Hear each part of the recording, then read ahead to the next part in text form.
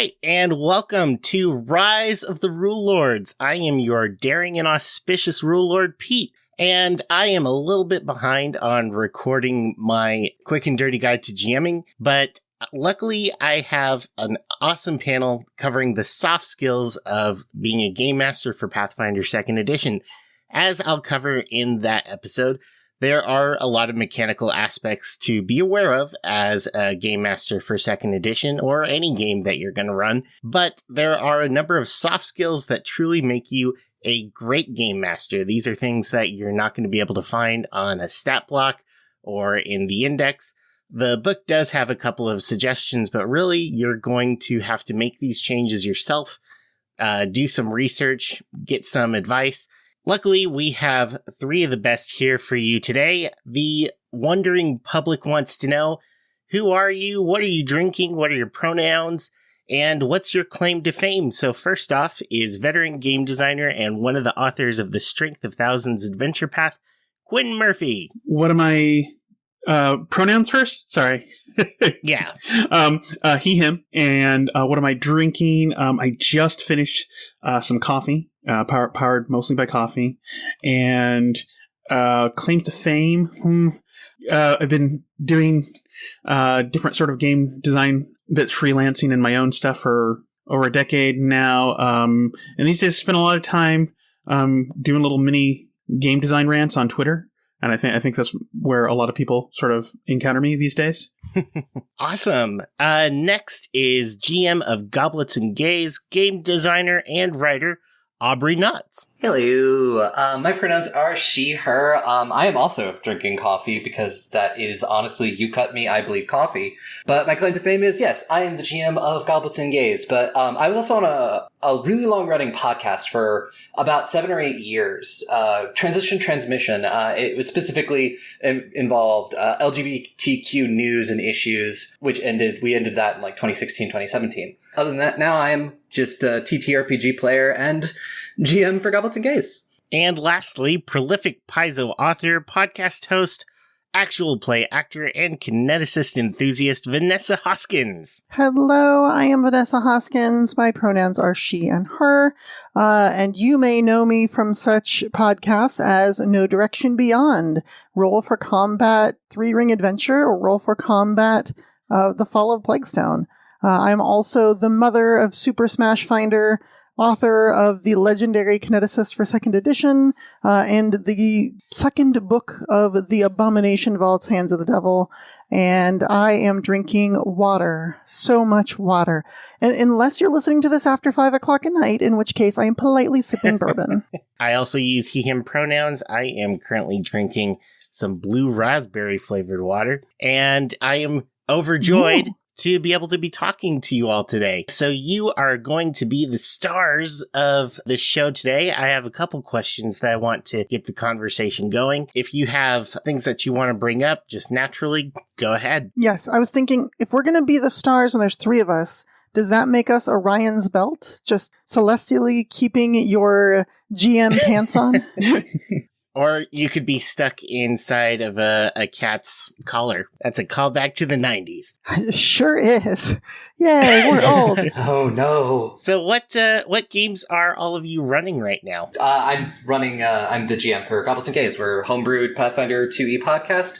I also run another podcast, Anima Magiri, which is a City of Mist actual play that is inspired by my love of horror media and my love of the Persona games. What about you, Vanessa? I am actually not running anything right now. I am playing in a lot of stuff, but I really want to run. I haven't run in a little while, and I am getting Game Master fever. I kind of want to run Abomination Vaults, but when I asked if there was any interest, I now have about 3 parties worth of people that want me to run it, which is a little daunting. And I've also recently put out a Twitter about sort of a nature-themed campaign that has to do with the Fae and the Feywild and logging consortiums and such. And I kind of want to run that too, but that would be like a homebrew game. So I don't know. I have that GM itch right now. And Quinn. Oh, I am busy scratching the heck out of my GM itch. I have 2 regular games going. One that has been running for almost 2 years now. We started with Fall of Plaguestone, and now we're sort of going into sort of homebrew kind of storylines and stuff. Like the last one was sort of, they were trying to get some crazy artifact out of like a Duragar city, and then like in this current one they're like on this mission that will TLDR basically like end slavery in Cheliax as it's known. So some pretty wild stuff. And then I have another steampunk Pathfinder one that's just 100% homebrew.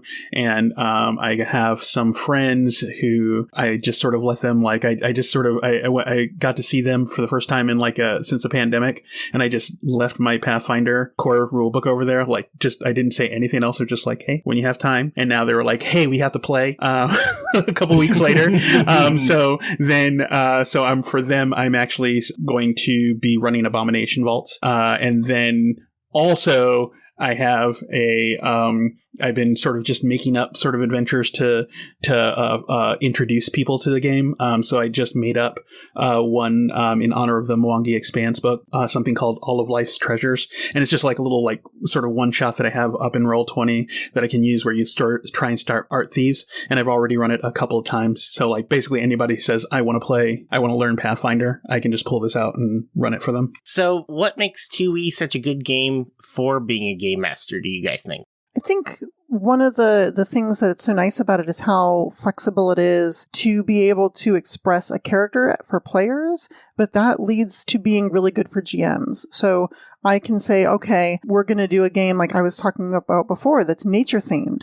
And even coming down with like, hey, such as, play as a Leshy, be a druid, be a ranger, something like that. Even that restrictive of a game, you still have a ton of different options to go from a player perspective, which means as a GM, you can tell very specific niche stories and still get a group of players that all have interesting takes on the concept and all have a good balance to the party, healing and frontline melee types, range support, all of that, even with something as narrow as be nature-based. +1 to everything Vanessa said.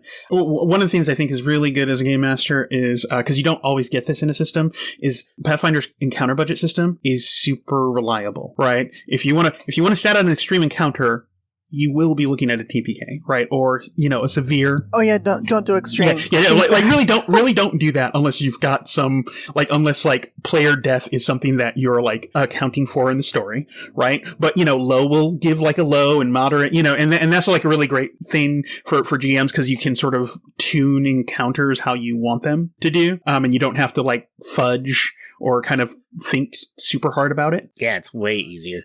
Yeah, it's just super easy to like, especially when you don't have like lots of sort of prep time. You can just sort of like go pick some monsters, get them in budget, and be okay with it. It's got really good subsystems, like out of the game mastery guides. Those all like work really well if you want to use them, and you don't have to sort of house rule a lot of that stuff. And then like the last thing I would say is that the rules are they're robust. There are lots of rules for things, but you don't have to use them all, and they're modular enough that you can sort of when you want to care about something, when it's important to the story, you can just lean on it and let it do the work and then sort of move away from it. Well, I definitely want to piggyback on top of everything everybody else said. I don't want to repeat it, but for me, definitely as a game master is how in-depth the character creation is for my players.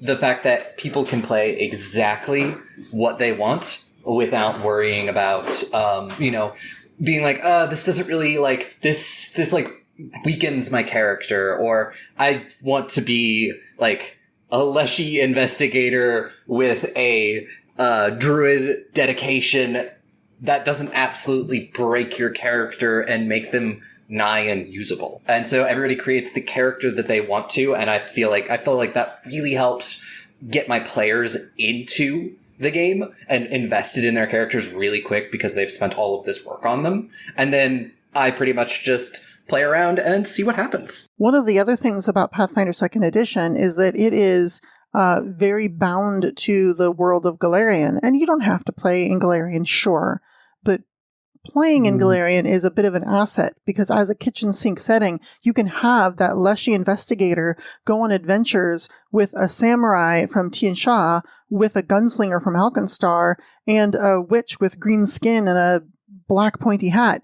And it's fine. It's legitimate. There are places in the world of Galarian for all those people to exist, and having them come together for a heist or some other big adventure isn't outside the realm of possibility. Yeah. So what do you guys think makes a good game master? Let's start with Quinn. So there's like a lot of things that we kind of can say about it, right? But I think this core for me, having done it for a while now and sort of observed it, I think the core skill for being a good game master is being a person who's not only willing to entertain and surprise the players, but someone who's willing to be entertained and surprised by the players. I think when you look at game mastering as kind of a, hey, here's this thing that I do 2 and 4 players, and less about reception, it leads to A, like a lot of burnout, but B, often it sort of closes the experience. But when you're just like, okay, I want to also see, like, I'm really interested to see what y'all are going to do with this,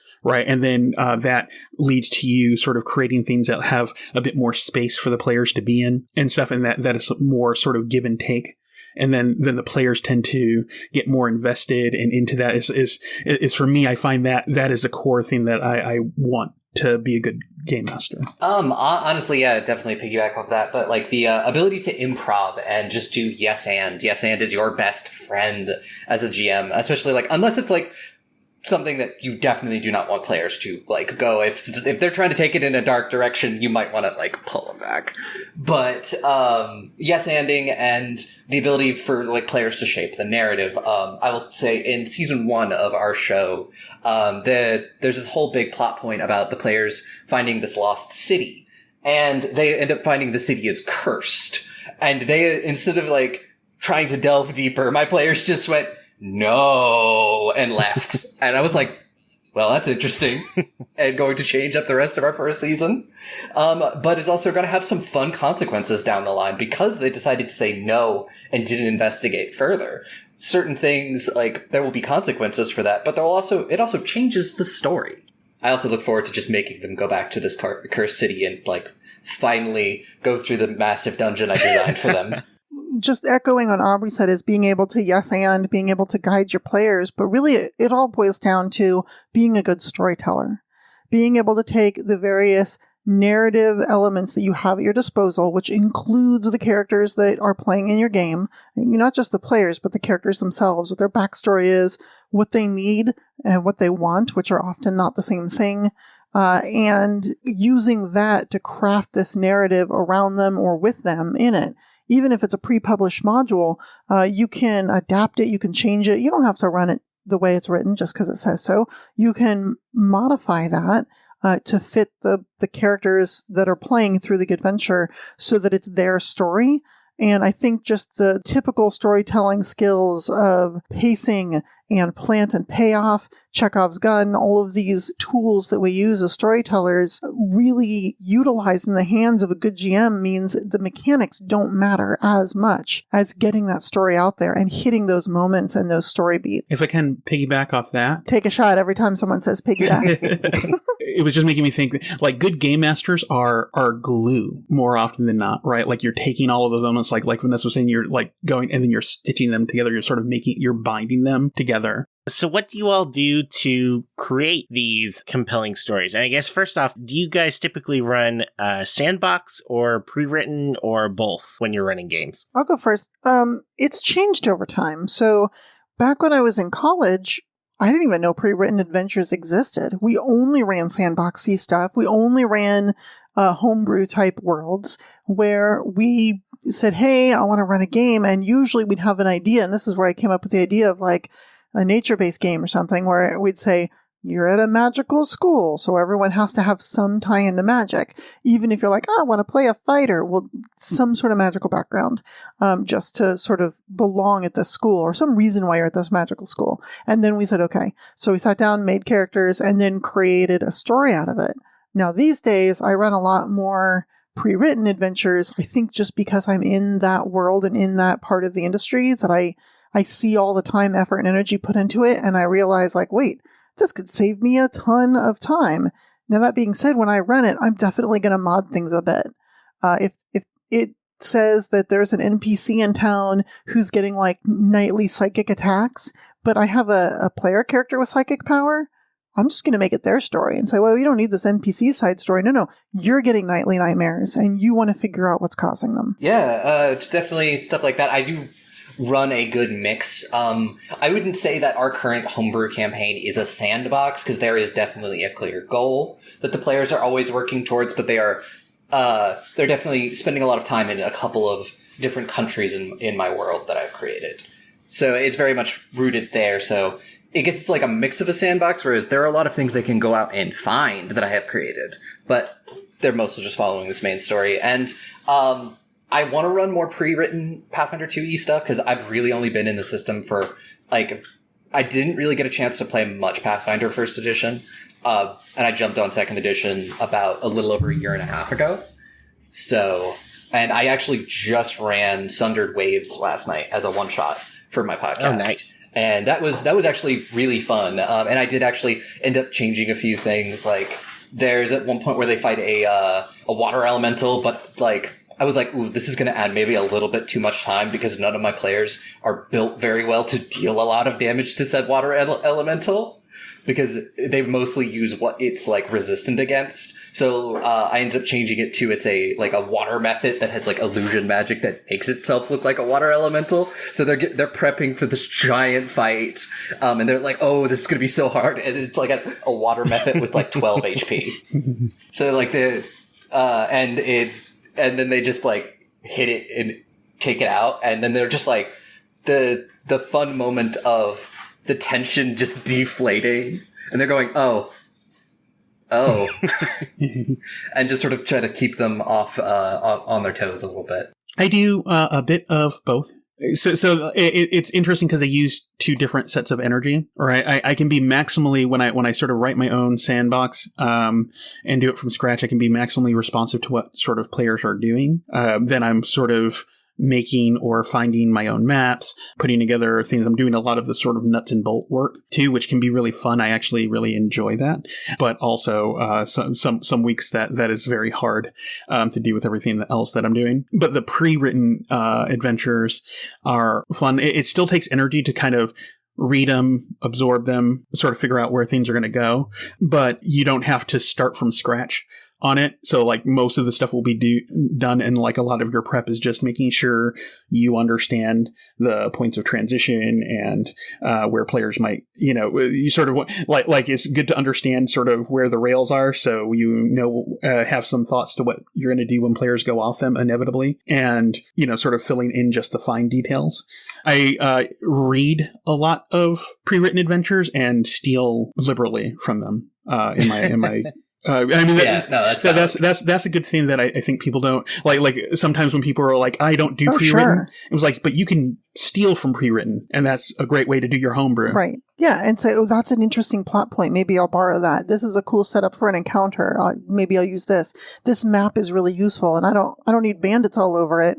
I need a water, a water method pretending to be a water elemental, but maybe the map is really good, and so you just use that. Yeah. Or like Malevolence, just to use a very specific one, and spoiler free, but Malevolence has this really great take on the research rules from the Game Mastery Guide, and expands them in a way that you could, like, really adapt for any game that you're running. Stuff like that. You can just, and especially in the adventure paths, like, you could steal the circus rules from Extinction Curse, things like that. Just, like, cool, like, go into the toolbox and yoink, those are mine now for this game. Well, they say that, oh man, I completely forgot what they say. Imitation is the most sincere form of flattery. There we go. I got there. Yeah. Whether you're doing pre-written or homebrew or, / sandbox, you have to keep the story compelling. So what do you think makes for good villains, lovable NPCs, and what do you do to help world build? Actually, I have a really great villain going around currently in my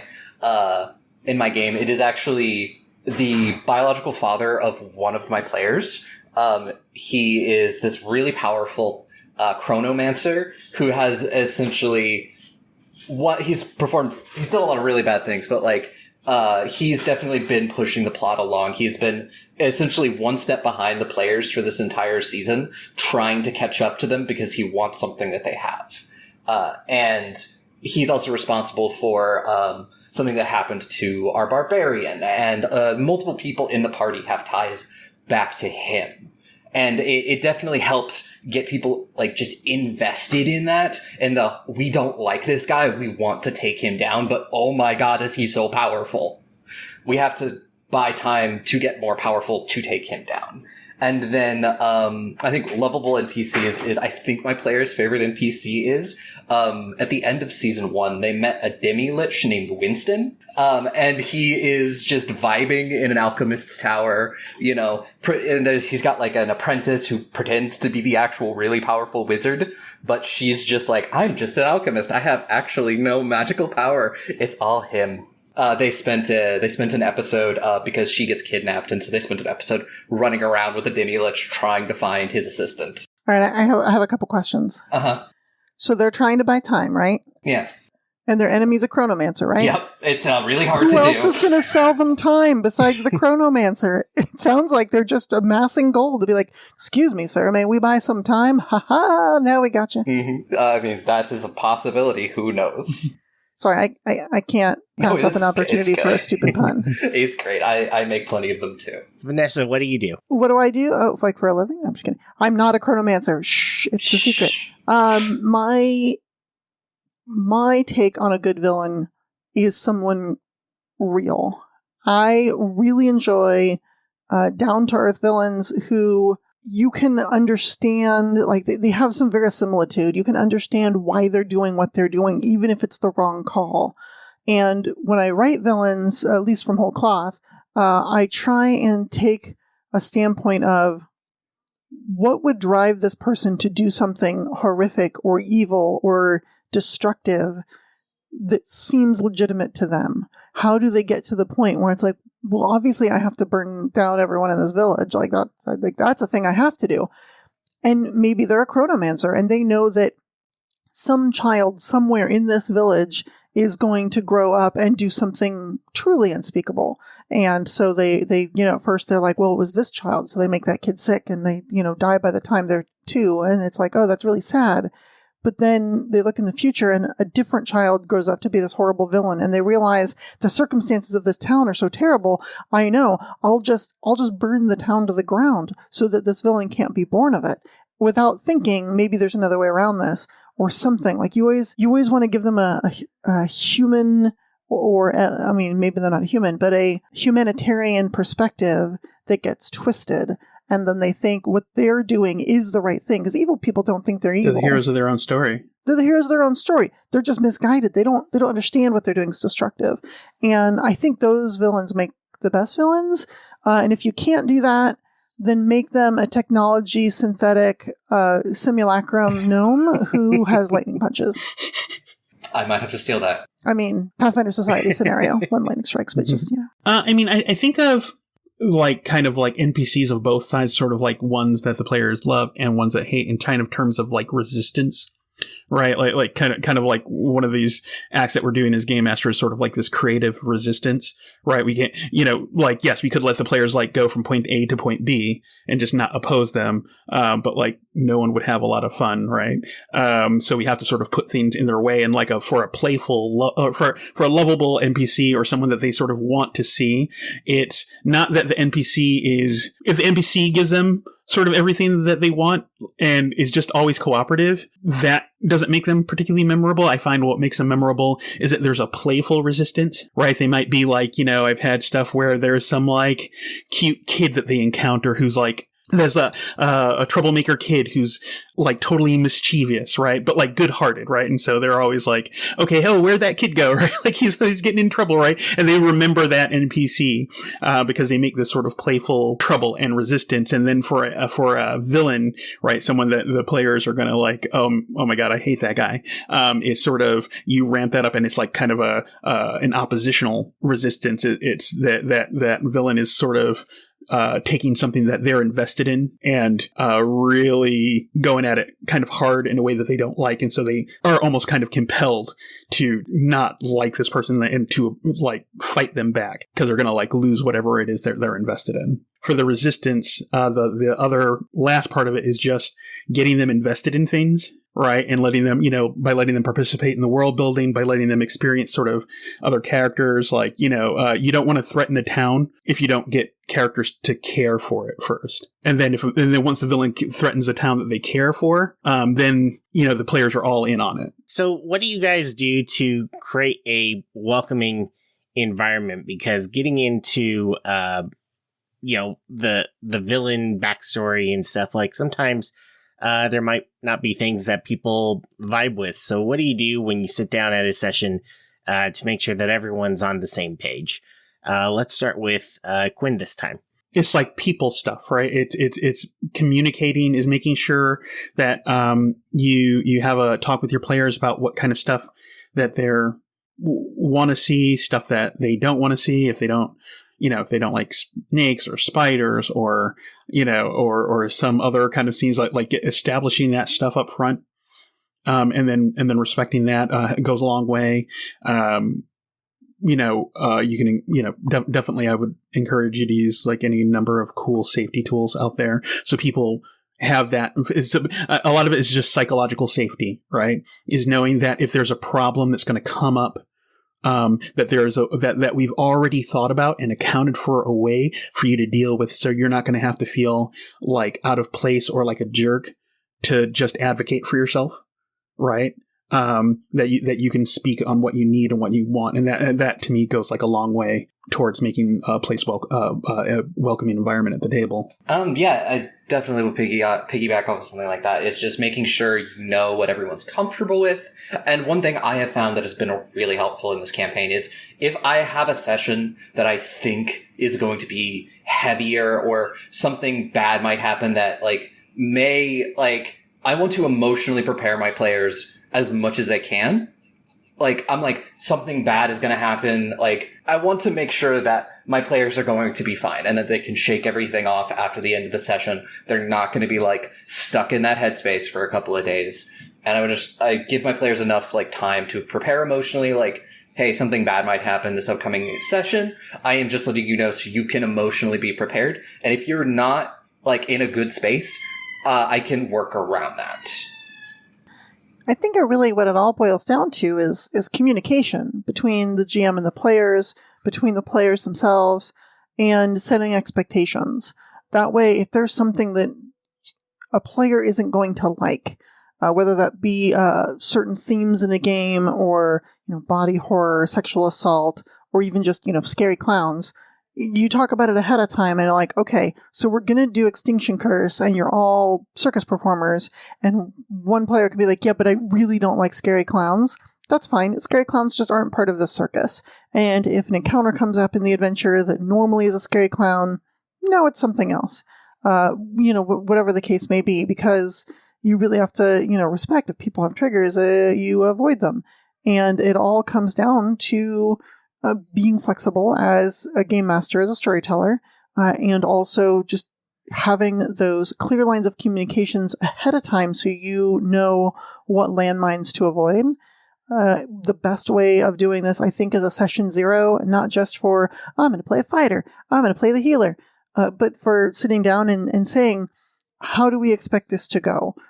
What sort of themes do we want here? Hey, when I describe how you kill an enemy, do we want a gory description of what happens, or do you just want, and he's defeated and lays unconscious on the ground and we all move on? We need to know what to expect so that the person who gets into the game going, I took a spell that literally ejects people's bones from their body to deal damage. You say, yeah, but so-and-so is not into body horror, so maybe don't take that spell. And you can figure all that out before you are dedicated to the bone ejection mage build and come up with something else that you're having fun playing or doing. So as Paizo starts to expand out their settings, especially with the latest publication with the Mwangi Expanse, we're going to start taking players into new areas that haven't been explored before, and playing people who are different than them. So what do you guys do to be able to play someone who's different from you without resorting to either harmful stereotypes or just avoiding it entirely, which I think erases those interesting cultures and heritages. And that's definitely something I've been definitely thinking about a lot this last year, is how do I play a character that is different from me? And it's very interesting because during our upcoming season break, one of our players is actually going to be running a game. And our player Aki, and she is a AAPI, and so she's going to be running something in a setting that is very AAPI, BIMPOC, and so it's definitely, I actually sat down with her, and I was like, okay, this is my ideas for a character. This is kind of what I want to play. Like, what is your advice? And, like, do you have anything that, like, I should read, I should watch to get a better idea of what this is like? And don't be afraid to ask questions. Don't be afraid to read. Google is a good resource. Reading, watching movies, watching documentaries, and just educating yourself, I think, is the best way to do any of this. Yeah, I think the biggest thing is don't play the stereotypes. Like, whatever the stereotypes, just don't play them. And it's not to say I'm ignoring what's there, but like Aubrey was saying, if you're going to play someone different than yourself, do the research, and not just, oh, here's what I heard about this such and such person, this culture, or people with this situation. Read and research people that are in that culture or in that situation and what they think about their own culture and their own situation. And don't just go off of, well, here's the general consensus, I'm just going to do that, because inevitably you will be playing something that is stereotyped and likely offensive. I would say tread cautiously when you're in those situations, both as a game master and as a player, to make sure that your perspective on it or how you're playing the character is genuine. One of the things I find is how similar we all are as people. So even when you're playing someone from a different culture than yours, they're still a person. They care about their families. Like, there's a lot of things that are more common to the human experience than are different. You can lean into those bits specifically so that you're not othering people. So I come from it from like a different experience, having like done this for like a really long time, gaming, sort of as a Black player. Right. I've been sort of playing other people, right? Like there's no, like, it's just a historical thing. You could go back and look at all the old games. There are no Black people in these things. And what Black people that they do include are, I'm just not going to talk about it. Right. So for me, I look at it and was just like, well, this is just another day ending in Y, right? Because it's like, as I play sort of people who are definitely not me, come from like another experience from me altogether. It's just a matter of like, they're just people, right? Since they're people, as that's the operative word, you're just sort of focusing on kind of what makes people, and then using if you focus on sort of like their motivations and where they're, coming from and what they're doing, those things are like universal across cultures, right? Is why you can watch, we can sit here in America and watch, anything from like Bollywood to anime, to whatever else we want to make, what other cultures there are making entertainment. We can consume all of these things, even though they come from different cultures, because these human things are universal, right? Though the details can be very, very different. So focus on the people first, the details second. One thing that I've like learned like helps tremendously avoid these minefields is just drop the notion of doing accents. Just let that fall gently by the wayside. Kick it off a cliff if you need to.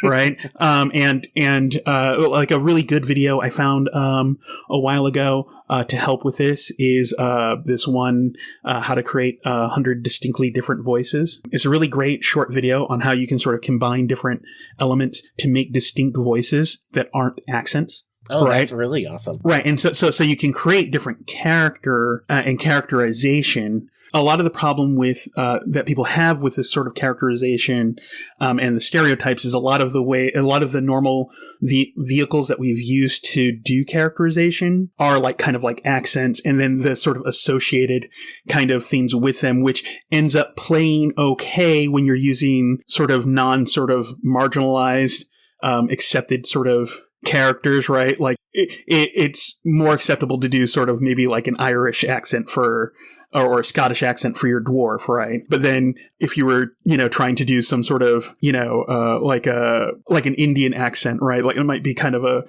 offensive or like an African accent or something like that. Those ones are a little bit different when you start going to other places. So avoid that, I guess is what I'm saying. Yeah. I did have a friend point out a disturbing trend in at least movies where everyone speaks with a American accent unless you're from someplace different, in which case you're always British.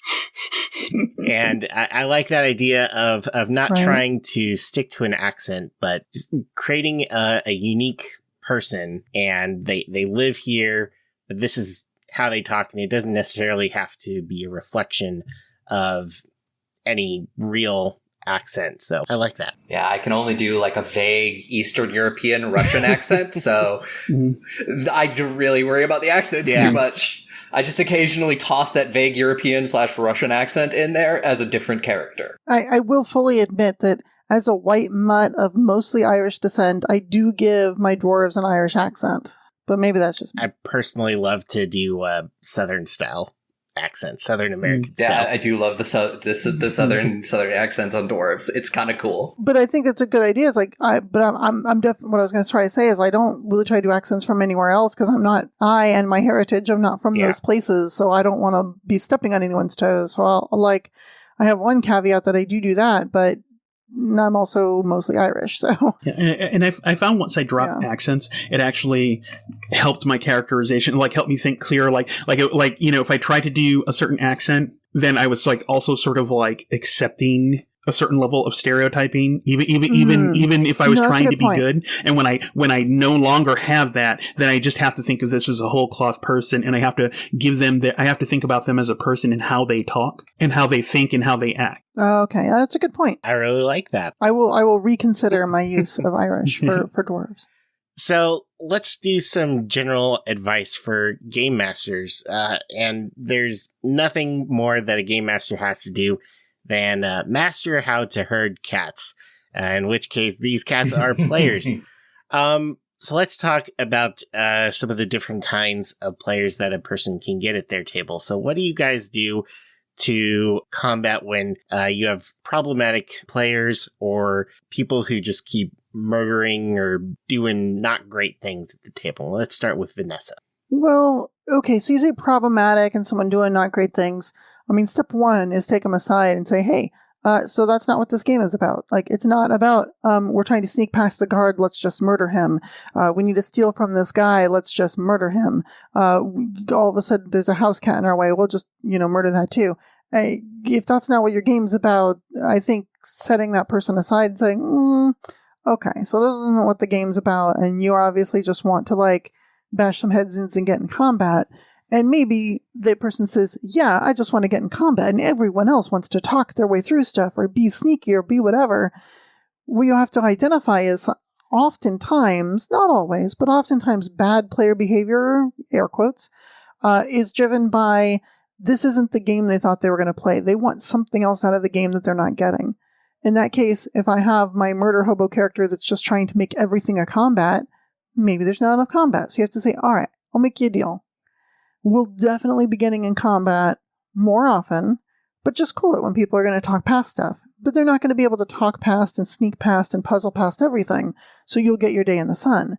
And then when it comes to the combat aspects, you just give them a spotlight, right? You just be like, all right, you played the fighter as fighter because you want to be the best at combat? Well, here it is. Roll initiative. You're going to do some cool stuff to make sure that player's satisfied. And I find that meeting those player needs for what they're at the table for often will curb that bad behavior. Depending on the nature of the problem and, sort of how bad it is and how much of a misalignment there is from like the game you're trying to play and the game they want to be playing, it's important to keep maybe sort of like, not playing as a part of the thing, right? Like in a good way, right? Like, hey, maybe, if you're running like a mystery investigation and they want to sort of do a dungeon crawl, you might need to be like, hey, we're not going to do a dungeon crawl. Maybe when we do a dungeon crawl, we'll give you a call or something like that. That should be on the table, not as like a first thing. But I think sometimes people put up with that misalignment sort of too long for both parties. And then everybody sort of ends up unsatisfied. And so when you put up that table, I think basically everything Vanessa was saying works. And then if it's still not enough, you know that there can be a peaceful kind of disagreement. Like, hey, we're not going to, and I think that's a big thing too. Is just like, hey, this game's just not what you want. Maybe Pathfinder's not your game. Or yeah, maybe Pathfinder's not your game. Maybe you want to be doing something else, right? Maybe you don't. Maybe you don't like the combat that we do have, right? Maybe you don't like this part of the system, and that's okay too. It's giving people a way out, because I think when I hear about sort of long-suffering groups having lots of problems, it's in part because they've like tied all of these other things to the game, and people can't just sort of part on the game without endangering something else, so they suffer with it. So making it so other stuff is not on the table and you can sort of support ways, I think is like a really good way to handle some of that stuff. Yeah, no, it's definitely a lot of what other people said, but also definitely during that session 0, you sit down, you talk to everybody about what kind of game they're looking for. Absolutely. Like, are you here to want to be do you want this rough and tumble combat that you feel like you're barely getting through by the skin of your teeth every time? Or are you looking for more of an adventure, puzzles, mystery? And I for me, especially, doing a homebrew campaign, sitting down and talking to everybody means I can be like, okay, these are the kind of elements that I want to include in my campaign. And especially, we have our player Sparlock. Before he joined our group, he played mostly with very Adventurous Society stuff. So it was very much a lot of combat, mostly math, mostly rolling dice, very light on the role playing and things like that. So it's been interesting over the course of our season and a half so far to watch him grow as a role player. And especially, in the beginning, it was his character, very one note, very much I am a goblin, I like fire. And we all love his character. She's adorable, and she creates so much fun chaos for me as a GM. But, definitely over the course of this season and a half, we've watched the character evolve and become more nuanced, and rather than and just quite often a few times has actually offered up lore that, I haven't pressed for. I've been hey, could you tell me more about your character so I can include it in the story? And recently the character just went through this gigantic moment that actually had the player coming to me and being I think it's time for this character to change. Keep the character, but something is going to happen that is going to absolutely shake their faith in their deity. So they're no longer going to be a cleric. So they've actually moved from cleric to oracle. Ooh. Yeah. And it's such a great moment. Especially this person who, when we started, was very much more combat focused, not really RP focused. To have this moment and watch them sort of grow as a player was a lot of fun. And I mean, there might just be the time where the combat heavy player just hasn't played in a game that that has had all these heavier role play stuff, and they haven't realized that it might be something they would enjoy. Right. When they leave your plan for whatever you're doing, whether it's a pre-written or a sandbox, what do you as a game master do to do that yes-anding that we talked about a while ago? Yeah. As I said, there was a big moment in our season 1 where the players, they were exploring the city. That I had written most of the rest of season 1 was them exploring this massive labyrinth under the city and learning why the city was lost and what cursed it. But when things started happening, the players were no, there's way too many undead here. We want to get out. We want to go because we don't think we can survive this. And I was it took me a little bit being yeah, that's actually a viable reaction to have. It's not one that I expected. And there were a few episodes where it was me just being okay, I'm going to have to rewrite our second half of our first season because I did not expect them to just be no. It's been a very interesting just learning experience. And I feel definitely from that growing as a GM and just being able to maybe eventually find a way to work that plot hook back in when maybe the players feel more comfortable in their characters, or just be okay, because this wasn't a very important thing that you were supposed to do that you didn't do. There might be consequences. There might not, depending on your party. The first trick is actually a prep trick, right? I've learned, I've been running a pretty much a weekly game well, actually now 2 over the last year. Like running like 2 weekly games where I'm like making up content from scratch for the most part of the time. And what I've learned is not to over prep. Right, like I kind of do just enough prep so that when they make a new decision, right, like it's easier to be flexible. Right, it's real deflating when you've like prepared 4 hours of content and then they point like right away for it for some perfectly good reason. Right, like their character's like, well, actually, like I've decided I'm going to be pacifist, right, and it's interesting in the story, and but it like points them away from your dungeon that you worked on. It's good to sort of keep a prep just enough that you can kind of keep close and just sort of make you need on the fly. And then the second part is just when characters are sort of turning away from a thing, when you're flexible like that, you can kind of, sometimes you can just repurpose something you've built. Like, if it's just a general encounter, you might just be able to like reskin some things and then insert them anyways. I feel like I'm rambling just a bit, but I guess really it is just build the game in a way that you can just be responsive and have tools like either quick combat encounter or something, maybe sort of the rules for making up something on the fly, monsters on the fly and sort of statting them, or just having like skill DCs, all that stuff, having those improv tools on hand so you can just sort of go with them. So sort of like prepping to improv. Prepping to improv is how I would do it. So I agree that prepping to improv, have a list of kobold names when they're going to the kobold encampment, because inevitably they're going to be like, well, what's the name of this alchemist? Nitbit? Okay, Nitbit, great.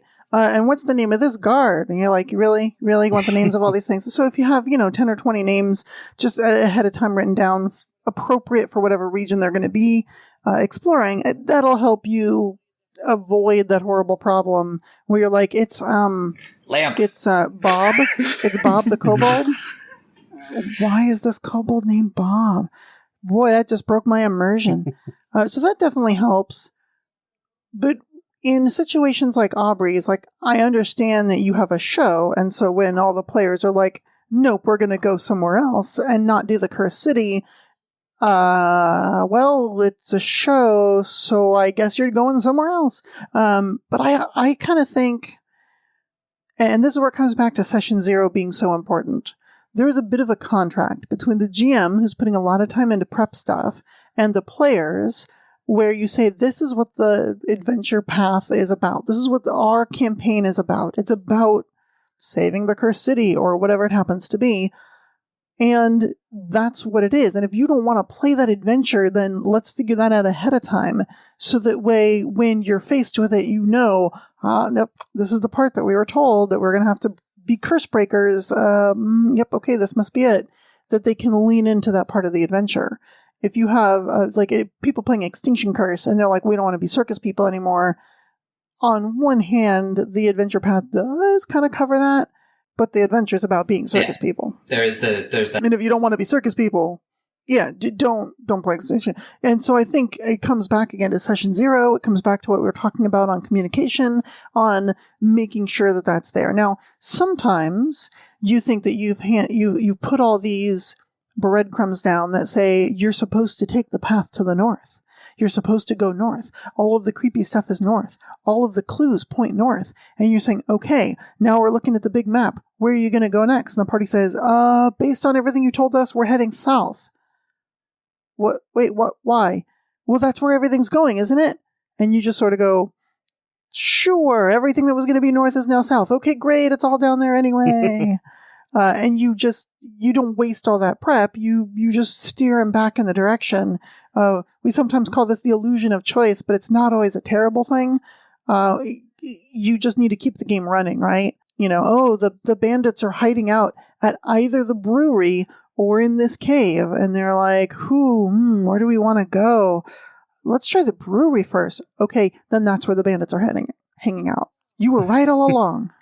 So let's say that you have a pretty experienced group, and then someone drops out for whatever reason, and then you bring in a new player. What do you do to help acclimate that player and make sure that they don't feel overwhelmed coming into a completely new game. I just had this experience.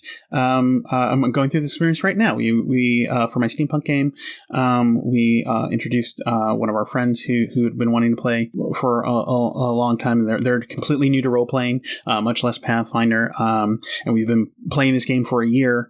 So we have lots of stuff going on, lots of history and things going on, and really what I've done is a couple things. The first thing is to not turn on the fire hose, not like, okay, here's everything you need to know right now. And, drink up. That never goes well. And they sort of forget 80% of what you tell them, and they feel, and it makes them feel sort of overwhelmed and not able to catch up. So I just sort of introduce, bits of rules, but also bits of the story as they come up, and not try to sort of give the full like context and go, okay, here's and proceed with like a 30-hour lore dump, because that's also boring for the other players who actually help to make that part of the story. And I encourage players to sort of help fill the new player in. I'll ask a person can you tell them about this thing that you guys did back in the day? And then that person will tell them and sort of involve the group in helping onboard the person into the story. And then mechanically, I just sort of give parts, as they become relevant, I just sort of explain those parts, give them some reference, and just bits and pieces. So as they play in sessions, they gradually build that up. I just take my time. I like to integrate them as much as possible into like their character, into the character of the other folks at the table.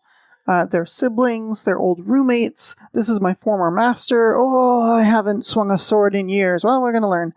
You'll pick it right back up. Things like that, just to give them a very direct and character-driven tie-in.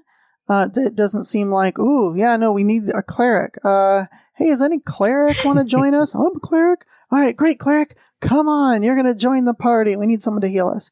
Instead, if it's like, even rivals, oh yeah, I knew someone from this time. I guess we can ask them. That'll tie their character into the plot, so it doesn't seem so jarring to all of a sudden have this, character spring up out of whole cloth in the middle of a dungeon, and it's like, it's fine, they're joining you. At the same token, if that's what you're stuck with, right? You're in the middle of a dungeon crawl, and in game time, this is going to take 3 more months underground in a dungeon, not leaving at all. Okay, so they show up and no one thinks it's weird. Anyway, we're moving on. It can be a perfectly valid reason to just get things moving, because ultimately you want to play the game.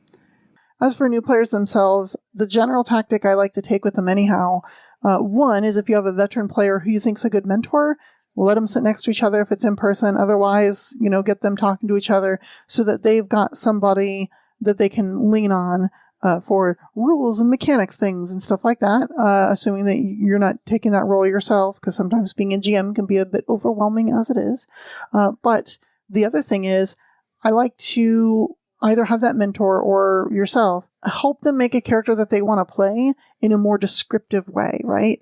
So I don't have to say, well, did you want to play a fighter, a ranger, or a rogue? You said someone who's good at swords. Just don't worry about it. Be like, okay, so you're good with swords. Great. What else are you good at? I don't know.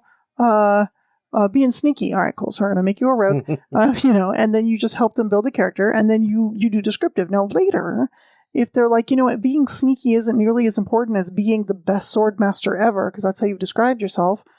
All right, fine. Here's what we're going to do. We're going to retcon your character and make you a fighter, and just don't worry about it. You're a fighter trained in stealth. Okay, great. Because it is more important that they have fun with what they're playing than that, but the retraining rules state that, don't worry about that. Just make it work. And the same with in game too.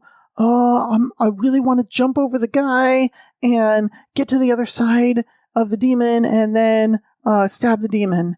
Okay, as hard as I can. You're like, okay, so you're going to tumble through, and you tell them what, you take what they want their character to do and you translate it into the game rules so that they're learning as they go. You're going to spend an action to tumble through, make an acrobatics check. Great, you did it.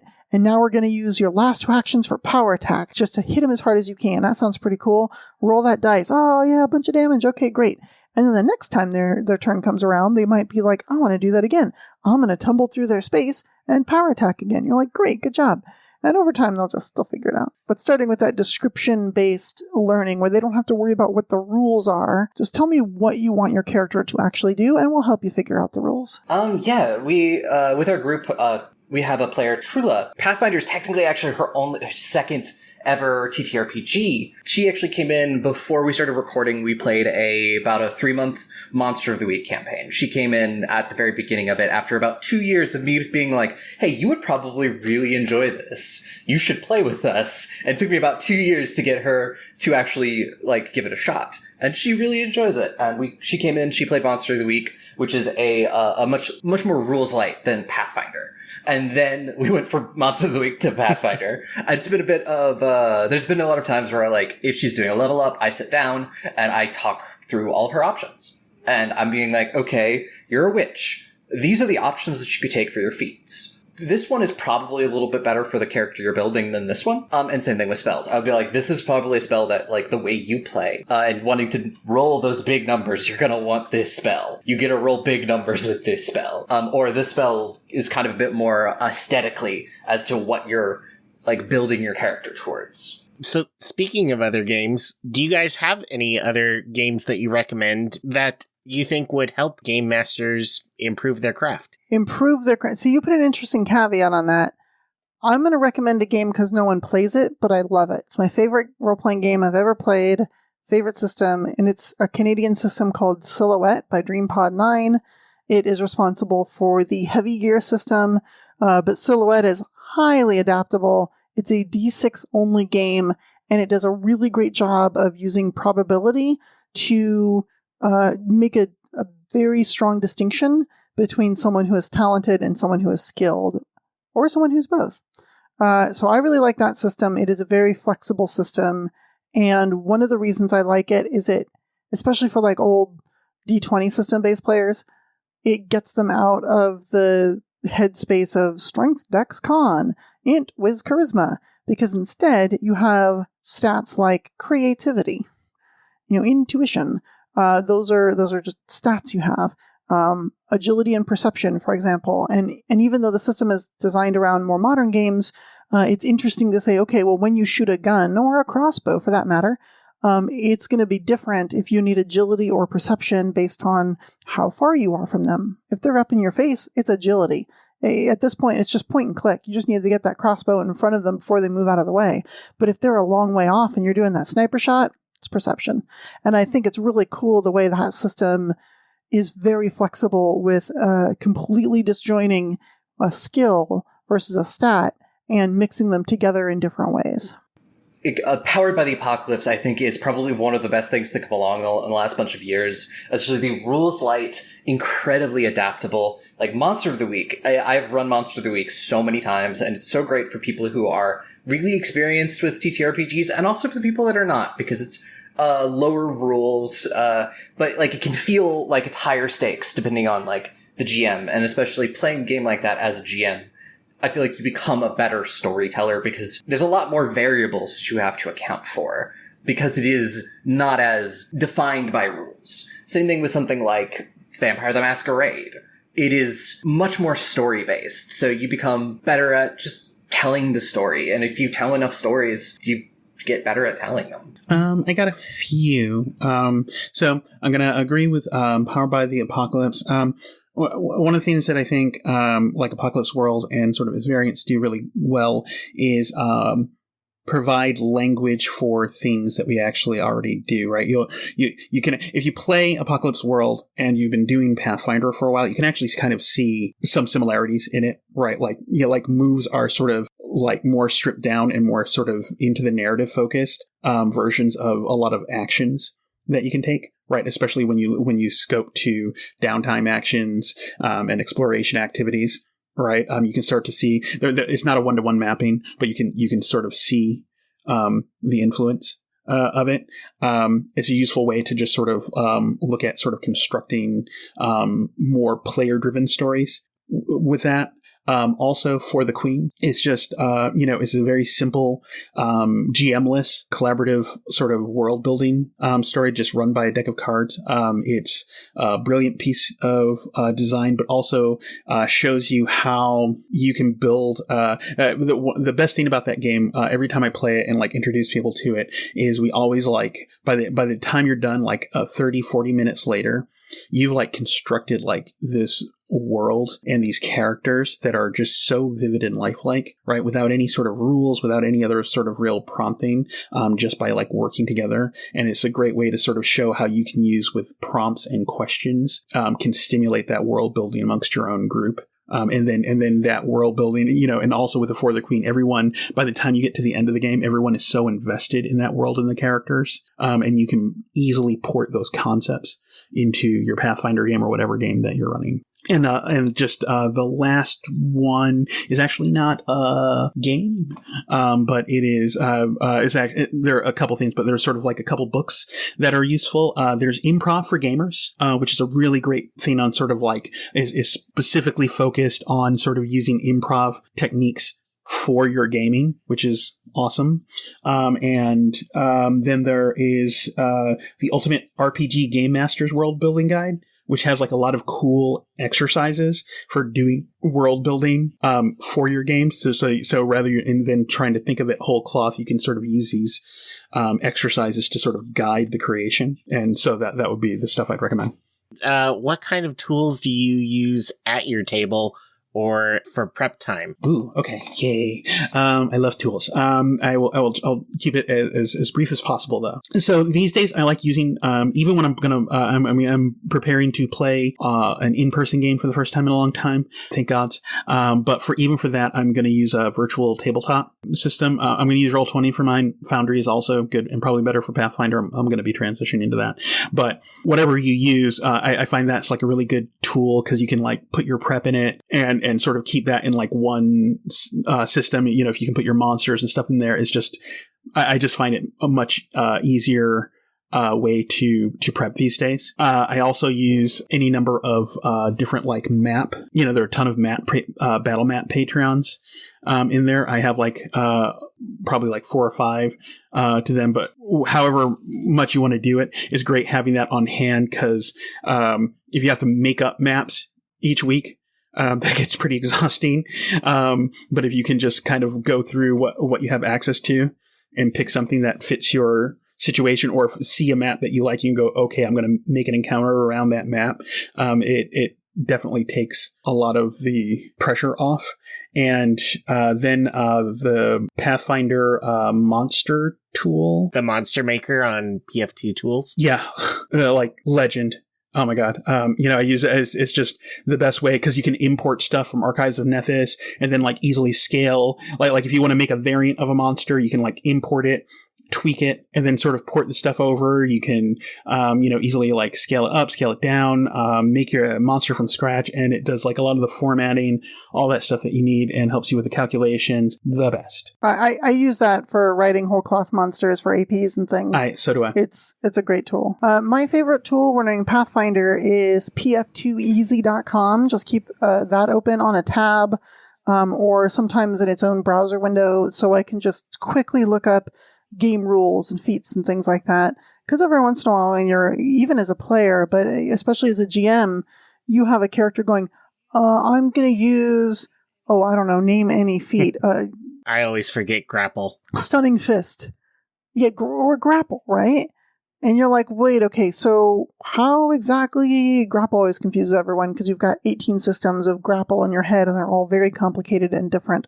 So you're like, okay, I'm just going to pull up grapple. And you're like, oh, that's right. It says you have to have a hand free. You said you're fighting sword and board. And they're like, oh, yeah, hold on.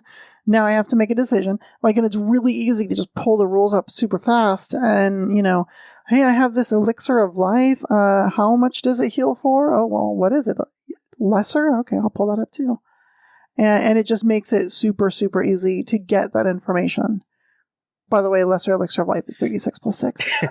So if you need it, all the rules are right there. And it does save a lot of time at the table, especially when there are people that are like, wait, can I do this and this at the same time? And you don't have to be like, okay, well, one's in the advanced player's guide and one's in the core rulebook. It's like, no, just go to this website and look it up. The database is super fast, generally pretty reliable. And the other thing it does is it keeps your history. So you can just hit the forward and back arrows really quick to go back to, that grapple rules the next round when you wanted to double check. Oh, critical success. I forget what that does. Oh, yeah, they're restrained. Oh, that's different. I'm going to hover my mouse over restrained and click on it, and it tells me what the restrained condition does. Like, it's so good. Yeah. It's just such a useful tool. That Archives of Nethys has been such a boon. Yes. Like, it is amazing, and I love it so much. It just, for my players especially, so they didn't have to buy books. But as Quinn said, like, Foundry has been stepping up their game for Pathfinder stuff. Like, just recently they've introduced a PDF importer. I know. Which I tested out for Sundered Waves, and it ran so well. It did all of the setup for me. All I did was I dropped the PDF in, it set up the map, it set up vision on the map for me. Ooh. Yeah, What? it set up vision on the map for me. And I was like, oh, this is amazing. Okay, wow. So here's the thing. Part of it is based on the script identifying which adventure path it is and remembering that this map has these walls and these things and having that be part of the module. But a lot of it is just parsing the text. And because Paizo is very consistent with how they place things, it knows that when it sees a stat block, that's a stat block. It knows that when it sees a header with a specific style code on it, that's the start of a new encounter. It knows that what's going to be under there and what's under that umbrella and how to format that properly. And so a lot of that is due to just the tons of work that module creator put into it. Oh, definitely. And definitely that. And then it sort of put everything into the journal tab as well and sorted it by all of its encounters and everything. And especially if you're going to run like the pre-made stuff, having that is really great. I'm thinking about running I think our next campaign may be one of the APs. I was looking at a couple and I'm trying to let my players decide. It might be Agents of Edgewatch. It might be Extinction Curse. It might be Strength of Thousands. Who knows? Because it's going to be about a year down the line. So I didn't want to commit to anything. But having the ability to have the PDF, put it onto Foundry and have it set up a lot of these maps for me. So I don't have to spend a lot of time going, okay, vision is here, here, here, here. They can't see over here. Having that saves me hours where I can spend more time adapting the story for the players, balancing encounters because I run with a 5 to 6 player group. So a lot of times the way they are in a book, I need to usually like increase the deadliness of them a little bit, or else my players just wipe the floor with it. So who was your best game master, and what did you learn from them? Yeah. First, I'm going to say I almost always game master, so I don't have like a ton of things. But I'll say one of the most influential on me was when I was a teenager. I got to play at a con game with Mike Pondsmith. Who made Cyberpunk and of Artel, and legendary game designer Mike Pondsmith. And I got to, play in a game with it. And one of the things that impressed me most about his style was how seamless he moved the game along. It's kind of like an effortless time management and kind of, sort of like letting, like you didn't feel like at any point that it was rushed, at any point that it was sort of like dragging, and things were just kind of moving. And that, I thought that was really, that impressed me a lot. And it was something that I've tried to emulate, in the years since. My best GM that I've learned a ton from was actually a friend of mine in college. His name is Chris, and he was so good at just immersing a player in the moment and really getting you to feel like you were there. And some of his advice I still use to this day. It's not only what it looks like, give at least one other sense. What does it smell like? Is the air damp? What does it feel like? What does it sound like? Is there a noise in the background that really transports you to that spot? And I try my hardest to infuse as much of that into not only my GMing, but my writing as well, so that the players have this wealth of sensory information beyond just, it's a bunch of houses. It's like, is it a bunch of houses, but does it also smell like apple pie? Because that tells you it's a nice homey place that's inviting. Or is it a bunch of houses and it also smells like refuse? And maybe it's down on their luck place with a bad sewer system, or, is some other problem happening? What does it feel like there? And the other thing that he told me that I remember to this day was about how to balance combat encounters and how to set them up and how to run them. And he said, your goal as GM during a combat encounter is to try as hard as you can to kill the player characters and fail. So you don't want a TPK. You don't really want a character death. Like, you want the threat of there to be there. Like, it might happen, and sometimes it does, and you hope it's heroic and wonderful. But you're there to constantly challenge them and put that threat out there that, like, this could go either way, and we're going to need to play it smart. But at the end of the day, as a GM, you still want to fail. The greatest GM for me is actually my dad. Aww. My dad had been playing D&D since 2nd edition. And that's actually how my dad and my mom met, playing D&D. And so when 3rd edition came out, my dad taught me how to play. And then all through high school, he ran a weekly campaign for my friends and me as we were teenagers playing the game. We just the amount of patience that, looking back on this campaign, that my dad had to have for us is mind-boggling. We were like 14 to 18-year-olds playing this game. But I will always remember the adventures of my character, who was a tiefling rogue. We had a dwarven barbarian, a elf ranger, and then a human druid.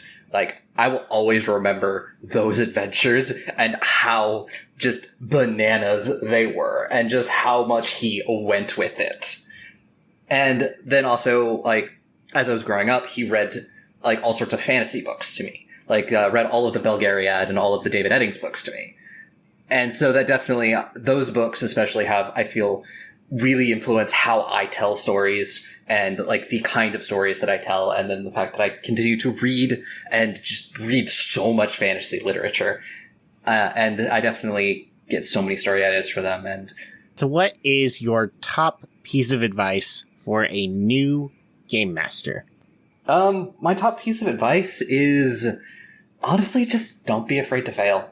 Like, there are times where an idea that you have and you're so excited about is not going to work. And it's going to fall flat. And it's kind of not going to feel great. But you always have to learn how to be like, okay, I learned something. This did not work. If I want to do it again in the future, how best could I do it?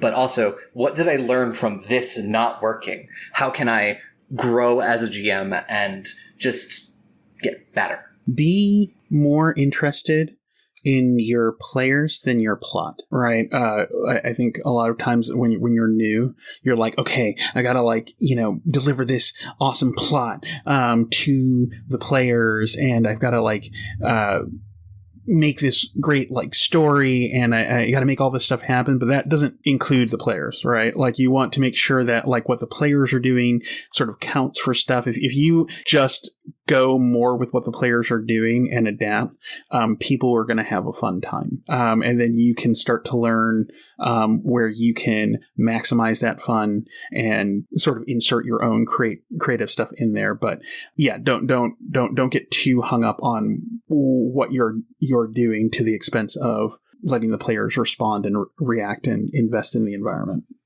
I would advise a new GM that you do not need encyclopedic knowledge of the system in order to run it. There's plenty of opportunity to learn as a group. If there is someone who is a player in your group who is, very rules lawyery, I have everything memorized, great. Let that be one of their player duties. Hey, when it comes to a rules question, you're going to be my advisor, right? You're going to be my advocate for the rules, so that when I make a call, or I'm like, oh, how do I adjudicate this? They're there to say, grab an edge is a reaction. And you're like, oh, great. Okay, grab an edge. And just allow other players to take agency over the rules aspect. It is not your job to have them all memorized. That being said, also remember Rule 0, where it is your game as the GM. And if you're like, you can't grab an edge at this time because reasons, that's fine too, because it's your game. Feel free to adjudicate as you see fit. One of the best parts of 2nd edition is how tight the math is.